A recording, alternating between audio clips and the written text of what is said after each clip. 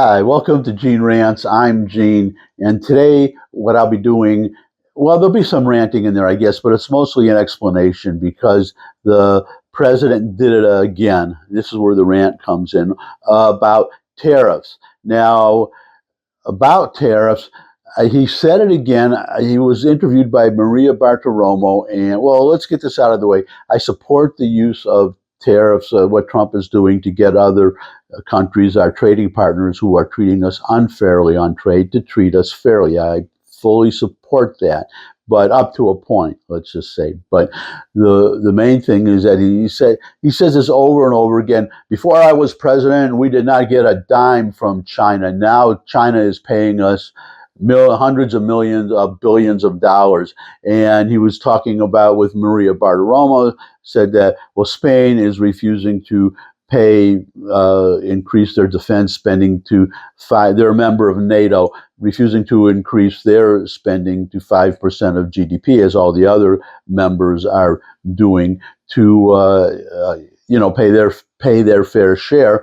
And Trump said, "Well, I'll just tell them that Spain will have to pay a higher tariff." He said, "If Japan can't make a deal with us, I will write a letter to Japan, dear Japan, in order to shop in the United States," which makes shop means to buy stuff, not to sell stuff. Okay, so that's a little weird right there. But dear Japan, if we can't make a deal, then you are going to have the pleasure of paying 25% tariff or 40% or whatever. He just decides, and which kind of reminds me of FDR, who was rumored to set certain rates on certain parts of the New Deal by astrology, or by just arbitrarily picking a number, not based on economics. So now we're getting to this idea of tariffs that some other country is paying them. No, tariffs are a tax. They are a sales tax. We are paying the tariffs. That's just very obvious when we import something. When an American company imports something, there is a customs form they fill out and they write a check. They pay the tariff. So if Trump is saying that China is paying it, then China must be reimbursing, let's say Walmart. Walmart is not paying they will pay the tariff, but then they'll send a bill, I guess, an invoice to China, and China will reimburse them. That's what it would mean if China is paying. And I wish no one ever does this. Maria Bartiromo interviewed Trump for a whole hour, never asked this question. No one ever does. Is, Mr. President, how does this work? What is the mechanism by which all these other countries are paying these tariffs when you raise a tariff? And do they get reimbursed, as I just said? And it's so here. The hypocrisy is obvious, or his blind spot about this is so obvious, because he just said with Walmart, we were talking about Walmart, and with Walmart said we are having to raise our prices because of these tariffs, the Trump imposed tariffs, and Trump said, no, Walmart, I want you to eat the tariffs. Well, eat what tariffs? If China's paying the tariffs, there are no tariffs for Walmart to eat. So no one questions him on this, and I just wanted, that's the rant part, I guess, and where he will not just come clean to the American people and just say, well, we are paying the tariffs, but it's necessary, just as they say if we are in a World War II, whatever, there was rationing and we had to go without certain things because it was needed for the war effort to send to our soldiers overseas. So, and people understood, and people, I think, would understand now. But he's saying that there's no cost, and there is, just as with the rationing. That's basically what it is. You're rationing. People, unless you can find an equivalent American product for the same price. And actually, I just wanted to buy one. So I wanted to buy American, just a whetstone, to sharpen your knife with, your kitchen knife with, just a whetstone. And I looked on Amazon and lots and lots of whetstones, and I said, well, I'm going to buy an American one. I couldn't find one. I ended up buying one from Japan, so at least it wasn't China, but I could not. Maybe someone else could find one. Maybe there is one now, but so many things we don't make anymore, and we have to import. But you can do a simple, what Einstein called a thought experiment, to make this to make this painfully, or very obvious, first we have to say, what is inflation? Inflation, I don't want to get off on a track, but inflation is printing. I believe it was Martin Feldstein, the famous now deceased economist, who said that, because I often confuse him with somebody else whose name I can remember, who has a similar name, but I think it was he who said that inflation is anytime and everywhere a monetary phenomenon. It is the government, the Treasury, printing too much money. That is inflation. Too much money chasing too few goods. And so now let's do our little thought experiment. So now we have all this information. So let's say there are two products that you want to buy. Let's say you're a woman and you want to buy some fashion accessory, makeup or something. There are two of them, $5 each, okay? And you have, let's say we're living in a mythical country where, let's say you have, or this country, you have only $10. Well, make it any item. You have only $10 to buy two items that are $5 each. So you can buy both of them with your $10. Both products are $5 each. You have $10. Now, suppose Trump or anybody puts a tariff on one of those products. So that product is, they put, say, a $1 tariff. So that product is now $6. So 6 and 5, simple math, is $11. You have only $10. So what does that mean?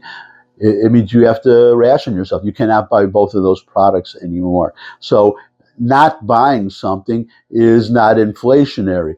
If you're China, if you made that product, if you're a foreigner, it's an import, and somebody not buying that product, that's deflationary on their side. They made something and they can't sell it, so they have a problem. They have an excess of products, so that's deflation. Fewer money chase, and more goods. You understand? So price would have to come down to where people can afford it. So that's what would happen in China, and actually they are trying to, what they call, they are experiencing deflation right now, and they're trying to, what the economists say, call export. They're trying to export their deflation. In other words, dump their products on other countries at some lower price, just to get rid of them, just to get them out of the country, to get rid of the deflation. They can't dump them on us because we put the tariff on the product. And so I don't know if the president was the one, but some people are calling for Europe or these Asian countries that are the destinations for this dumping or transferring of that or exporting of inflation, to put their own tariffs on the Chinese products, so to prevent them from doing this, which is really going to hurt China. That's how it hurts the exporter, not because they have to pay more, but because we have to pay more, and therefore, as I just showed you with these two examples, you have $10, $5, two things, and then one goes up to $6, then you can't buy both. So you're restricted, you understand? And that's why these other countries are freaking out, because making their products more expensive means that we cannot buy them. That's all it means. But here's where the inflation comes in. Okay, so you had two products that were $5 and $5, and then one product was $6. Okay, so now for those two products is $11, and your job or whatever, you're not getting any more money. The government, let's say, this is what happened in COVID. That's during COVID or after COVID, the Biden administration, they printed all this money, and that's how we got 9% inflation. So I know what I'm talking about. We all experienced it. That the Treasury printed money, the Fed, they printed money, and inflation went up. So now let's go back. You have one product is $5 and $5, then suddenly one product is $6, $5 and $6. You can't afford to buy both. And then suppose the government prints $1 and then gives you that dollar. So now you have $11 and you can afford both products. You haven't produced anymore in your job or whatever it is. There's no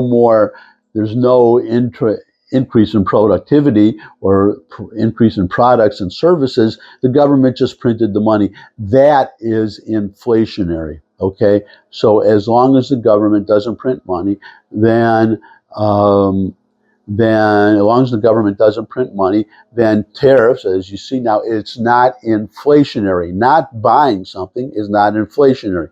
So now you understand why we are paying the tariffs, but because that's the argument that people make, that Trump would make. Well, yeah, I put this tariffs on, but there's no inflation. Inflation hasn't gone up. I should have said that at the outset, but of this example. But that's why.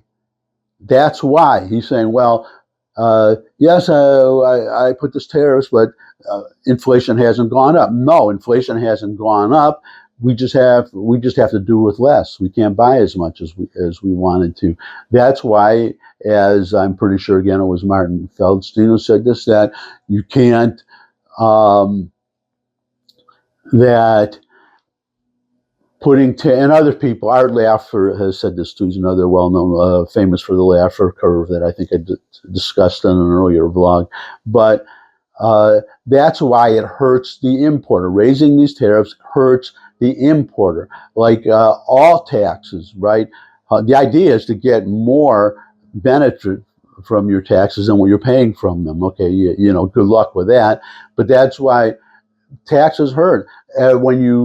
They're necessary, of course. They are necessary. We have to run the government. A lot of things the government does, though, the government should not be doing. That's another story for another day. Don't get me started on that. But every dollar you send to the government is a dollar less than you have to spend or to invest, or that a corporation has to invest in.